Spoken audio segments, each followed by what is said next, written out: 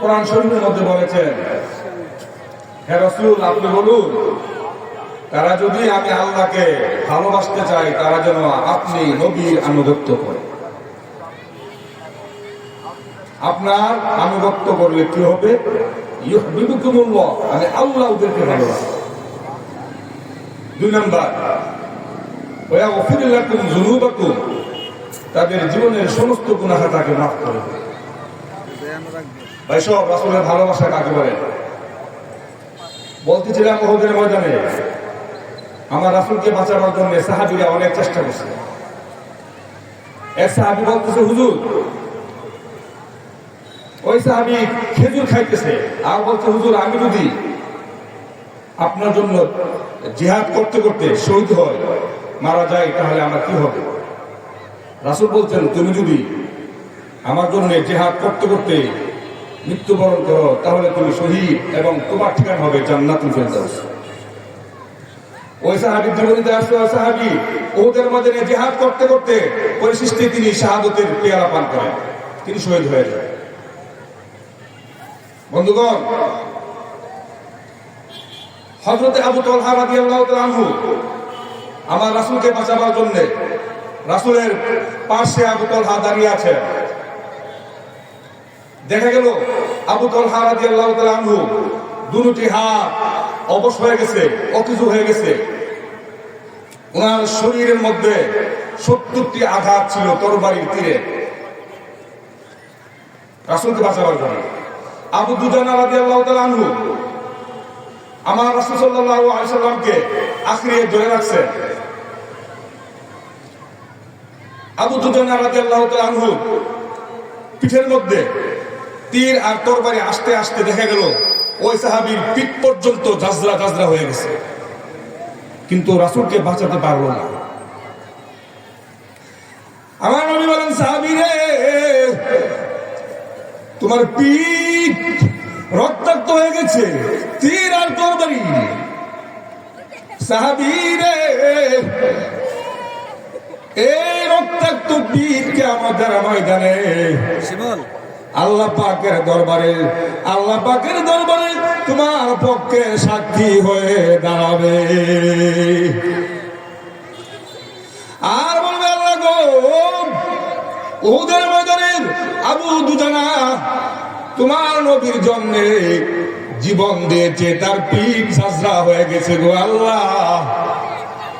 উহুদের প্রান্তরে তোমার নবীকে বাঁচাবার জন্য আমি সাক্ষ্য দিচ্ছি, আবু দুজানাকে তুমি মাফ করে তার ঠিকানা তোমার নবীর সঙ্গে করে দাও, তাকে তোমার নবীর সঙ্গে জান্নাতুল ফেরদাউস নসিব করে দাও।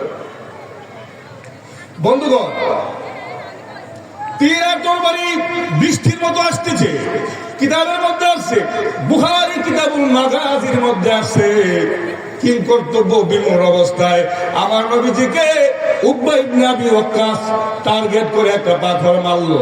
ওই পাথরটা আস্তে আস্তে নবী পাকের ঠোঁট মুবারকের মধ্যে লাগিয়া নবী পাকের দান মুবারক শহীদ হয়ে যায়।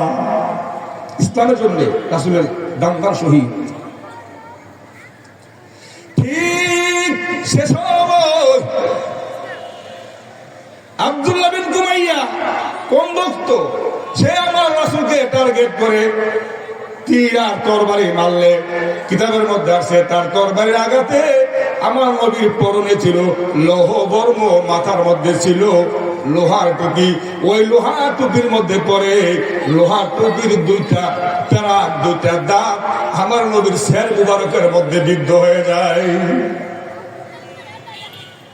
বন্ধুগণ, নবী পাক আঘাতের প্রচন্ড ধাক্কায় পাশে একটা গর্ত ছিল, ওই গর্তের মধ্যে উপর হয়ে পড়ে যায় অজ্ঞান অবস্থা। ওই দিক দিয়ে আব্দুল্লাহ বিন কুমাইয়া এই পতন দেখে সে চিৎকার মেরে মেরে বলতেছে, কাতালতু মুহাম্মাদা কুতিলা মুহাম্মাদু, আমি মুহাম্মদকে হত্যা করে ফেলেছি। সাহাবায়ে কেরাম রিদওয়ানুল্লাহি তাআলা আলাইহিম আজমাইন আমার রাসূলকে আসিয়া দেখলেন যে গর্তের ভিতরে কাত হয়ে পড়ে আছে। আমার রাসূলকে উঠালেন, উহুদের পাহাড়ের উপরে রাসূলকে উঠালেন। আমার রাসূল এত দুর্বল হয়ে গেছেন, শরীর থেকে এত বেশি পরিমাণে রক্ত ঝরছে, রক্ত পড়ছে, এত দুর্বল হয়ে গেছেন নবী উহুদ পাহাড়ের মধ্যে স্বইচ্ছায় তিনি উঠতে পারতেছেন না। এক সাহাবী পিঠের উপরে ভর করে আমার নবী উহুদ পাহাড়ের উপরে উঠছে।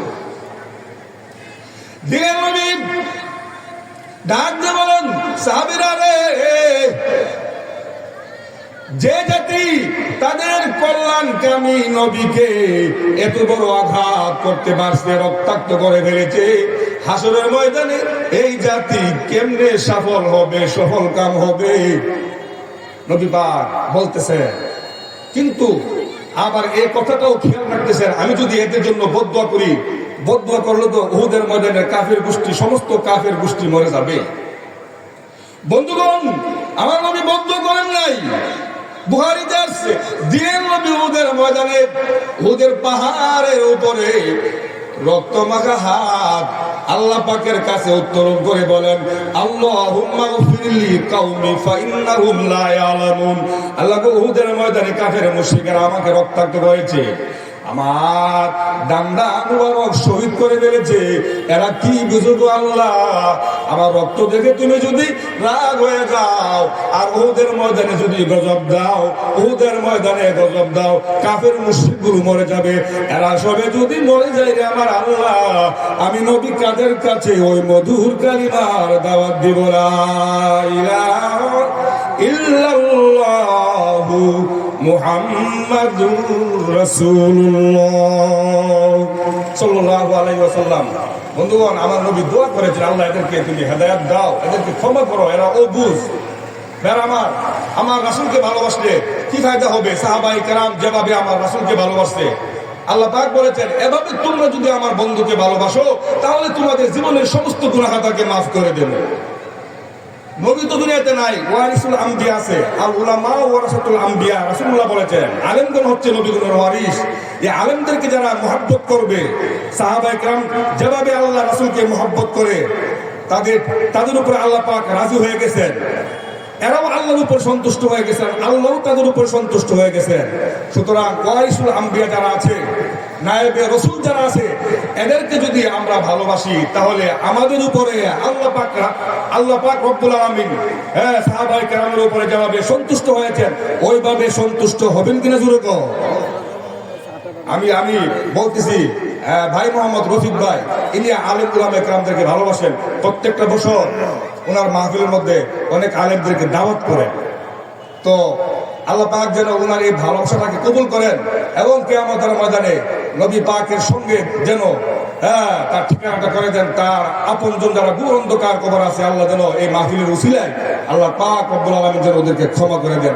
ওমা আলাইনা ইল্লাল বালাগ ওয়া আখিরু দাওয়ানা আলহামদুলিল্লাহি রাব্বিল আলামিন। আসসালামু আলাইকুম ওয়া রাহমাতুল্লাহি ওয়া বারাকাতুহু।